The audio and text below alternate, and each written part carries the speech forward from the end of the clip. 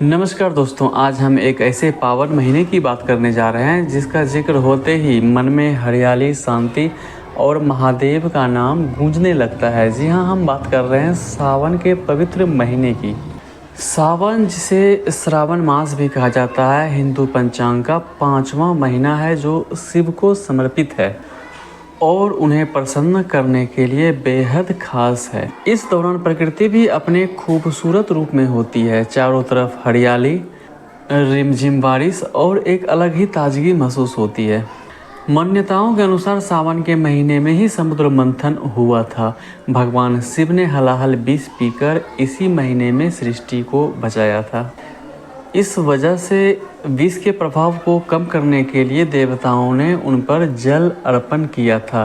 तभी से शिव पर, महादेव पर जल अर्पण, जलाभिषेक करने की परंपरा चली आ रही है और सावन में जलाभिषेक का विशेष महत्व है। सावन का महीना शिव भक्तों के लिए किसी उत्सव से कम नहीं है। कंवर यात्रा, जिसमें भक्त दूर दूर से पवित्र नदियों से जल भरकर शिव को अर्पण करते हैं, शिव का जलाभिषेक करते हैं। यहाँ कोई सुख समृद्धि के लिए, कुंवारी कन्याएं, अच्छे पति के लिए और शादीशुदा औरतें अपने पति की लंबी आयु के लिए व्रत करती हैं। सावन का महीना सिर्फ पूजा पाठ के लिए नहीं है, ये प्रकृति से जुड़ने, सकारात्मक ऊर्जा को महसूस करने और अपने भीतर शांति स्थापित करने का भी समय है।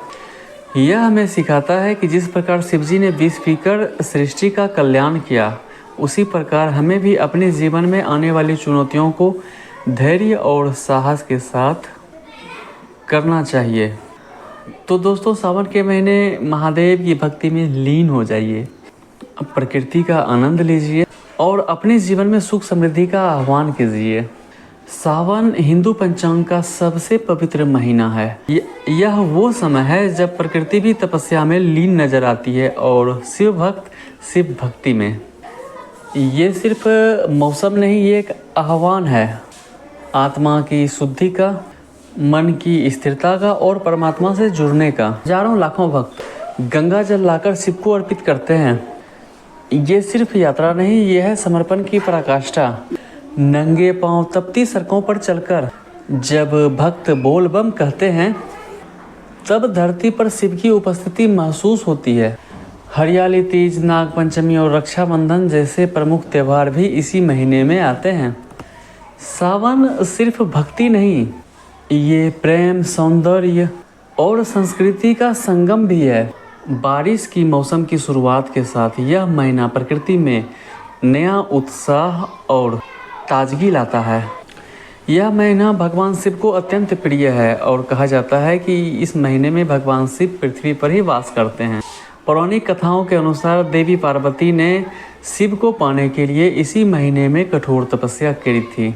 सावन का महीना वर्षा ऋतु का आगमन भी लाता है। बारिश के मौसम में प्रकृति हरी भरी हो जाती है और यह महीना जीवन को नई ऊर्जा और उत्साह से भर देती है। इस मास में श्रवण नक्षत्र युक्त पूर्णिमा होती है, शायद इस वजह से भी इसे श्रावण कहा जाता है। ऐसी मान्यता है कि भोलेनाथ की पूजा करने से वैवाहिक जीवन सुखमय होता है, वहीं अविवाहित लड़कियों को मनचाहे वर की प्राप्ति होती है। दोस्तों, सावन यानी प्रकृति की मुस्कान, सावन यानी आसमान से बरसता अमृत, सावन यानी धरती पर जीवन का नृत्य। नदियाँ, झीलें, तालाब सब भर जाते हैं जैसे माँ प्रकृति खुद शिव की पूजा में लीन हो। सावन का महीना हमें प्रकृति से जुड़ने, हरियाली बढ़ाने और जल संचय का महत्व भी समझाता है। यह महीना वृक्षारोपण के लिए भी श्रेष्ठ माना जाता है। धार्मिक कार्यों के साथ साथ अगर हम पर्यावरण संरक्षण का संकल्प लें तो ये भविष्य के लिए अमूल्य भेंट हो। सावन केवल एक मास नहीं, बल्कि श्रद्धा, भक्ति, प्रकृति और संस्कृति का अद्भुत संगम भी है। यह महीना हमें आंतरिक शुद्धि, संयम और भगवान शिव की भक्ति में लीन होने का अवसर देता है। दोस्तों, सावन हमें एक और महत्वपूर्ण संदेश भी देता है, प्रकृति से प्रेम का। पेड़ लगाइए, जल बचाइए। भगवान शिव स्वयं प्रकृति के स्वामी हैं, इसलिए धरती की सेवा करना भी हम लोगों का फर्ज बनता है।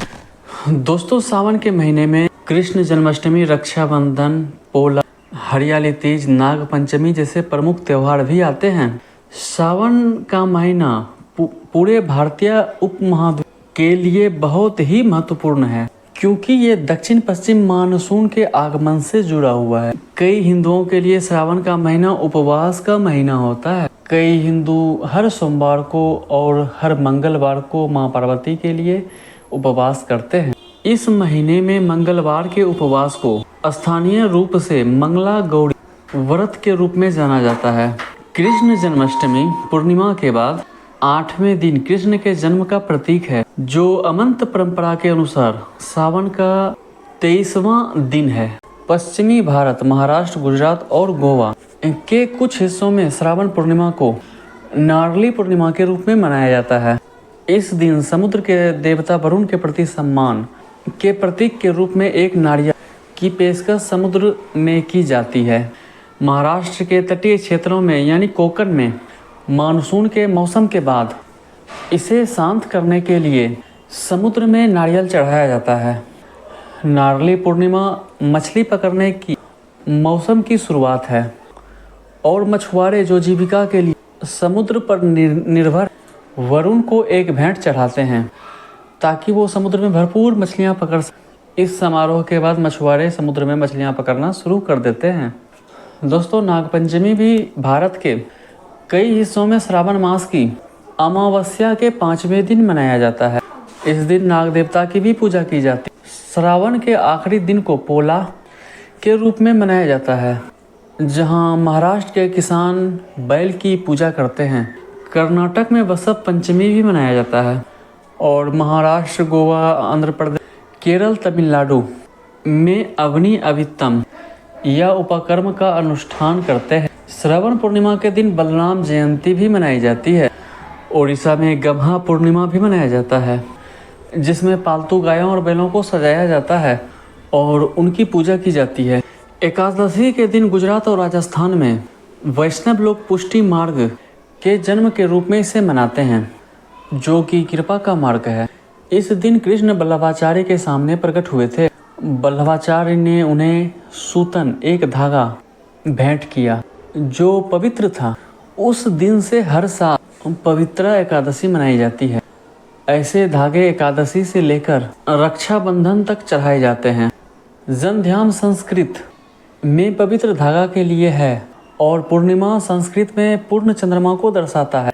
जंध्याल पूर्णिमा आंध्र प्रदेश में श्रावण पूर्णिमा को मनाया जाता है। ब्राह्मण इस दिन पवित्र धागा को बदलने की रस्म निभाते हैं और इसे यजुर्वेद नूतन संहिता उपकर्म के नाम से भी जाना जाता है। हरियाणा और पंजाब में रक्षाबंधन मनाने के अलावा लोग सलोनों का त्यौहार मनाते हैं। श्रावणी मेला झारखंड के देवघर में मनाया जाता है, जिसमें बिहार के सुल्तानगंज से 105 किलोमीटर की पैदल कांवड़ यात्रा करते हैं और भगवान शिव को जलाभिषेक करते हैं, जो वार्षिक होता है। यह वह समय होता है जब मानसून भारत के गर्म मैदानों पर गिरता है। इस मौसम को विभिन्न ग्रंथों में मनाया जाता है, जैसे कालिदास द्वारा रचित संस्कृत में मेघदूत। सावन को अपने शीर्षक में लेकर कई फिल्में भी बनाई गई, जैसे आया सावन, झूम के, सावन भादो, 16वां सावन, सावन को आने दो, प्यासा सावन आदि। हिंदुस्तानी शास्त्रीय संगीत में भी कई गाने बरसात के मौसम में राधा और कृष्ण के इर्द गिर्द थीम पर आधारित होते हैं। और बॉलीवुड गाने भी, जैसे सावन की ऋतु आई, सावन का महीना पवन करे शोर और रिमझिम गिरे सावन। श्रावण मास के दौरान गोवा, महाराष्ट्र और कर्नाटक में हिंदू समुदाय शाकाहारी भोजन का अभ्यास करते हैं। बाकी के जगहों में भी लोग शाकाहारी भोजन करते हैं। जब मन उदास हो तो सावन की फुहारें उसे भिगा देती है। जब आत्मा थकी हो तो ओम नमः शिवाय की ध्वनि उसे जागृत कर देती है। श्रावण सिर्फ मौसम नहीं, यह है आत्मा की शुद्धि का अवसर। तो आइए इस सावन जल चढ़ाएं शिव को, पर साथ ही प्रेम चढ़ाएं अपनों पर, भक्ति चढ़ाएं मन पर और सेवा चढ़ाएं इस धरती पर। हर हर महादेव। अगर वीडियो अच्छी लगी हो तो लाइक और चैनल को सब्सक्राइब ज़रूर कर दीजिएगा। धन्यवाद।